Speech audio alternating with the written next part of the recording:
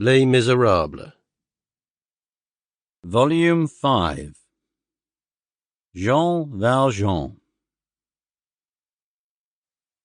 Book 4th. Javert Derailed. By Victor Hugo. Narrated by Peter Silverleaf. Chapter 1. Javert passed slowly down the Rue de l'Homme. He walked with drooping head for the first time in his life, and likewise for the first time in his life with his hands behind his back.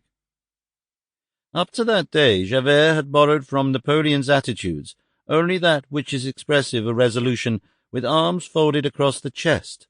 That which is expressive of uncertainty with the hands behind the back had been unknown to him. Now a change had taken place. His whole person, slow and sombre, was stamped with anxiety. He plunged into the silent streets. Nevertheless, he followed one given direction.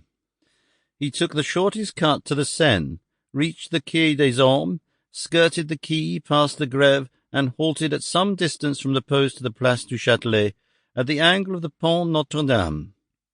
There, between the Notre-Dame and the Pont au Change on the one hand, and the Quai de la Mégisserie and the Quai aux Fleurs on the other, the Seine forms a sort of square lake traversed by a rapid. This point of the Seine is dreaded by mariners. Nothing is more dangerous than this rapid, hemmed in at that epoch and irritated by the piles of the mill on the bridge, now demolished. The two bridges, situated thus close together, augment the peril. The water hurries in formidable wise through the arches. It rolls in vast and terrible waves. It accumulates and piles up there. The flood attacks the piles of the bridges as though in an effort to pluck them up with great liquid ropes. Men who fall in there never reappear. The best of swimmers are drowned there.